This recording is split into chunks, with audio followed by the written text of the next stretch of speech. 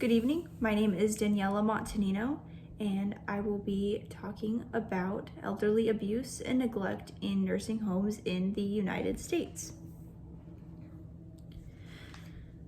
Proverbs 16:31 says, "Gray hair is a crown of glory. It is gained in a righteous life." We all strive to love our family that God has granted to us. We are raised by parents that worked hard to provide a healthy life for us.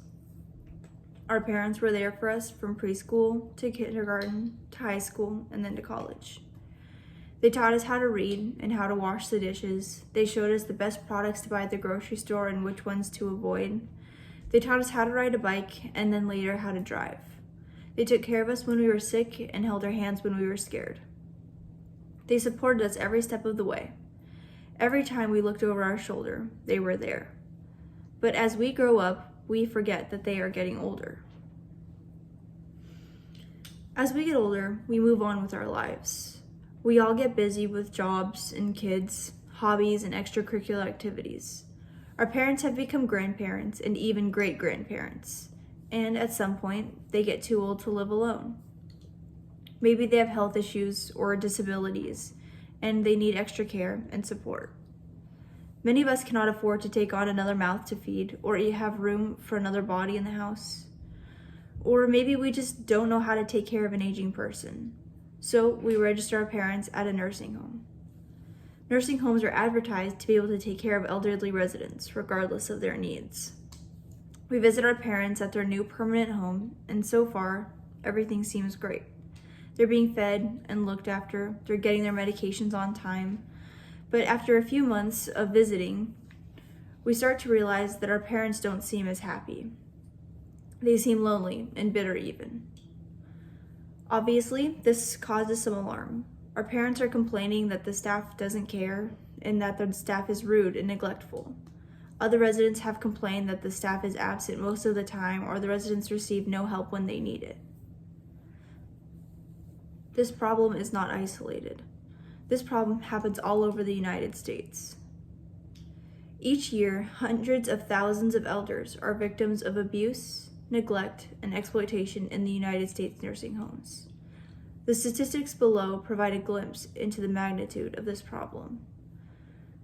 Government statistics estimate that 1 in 3 nursing home residents experience some form of abuse, neglect, or mistreatment during their stay. In nursing homes all over the United States, elderly residents are being abused and neglected due to staffing shortages, physical abuse, mental abuse, financial abuse, etc. Our parents don't want to be a burden, so they don't complain, but we know that they deserve better. They deserve the love and the care that the nursing home promises, the love and care that they would have received at home.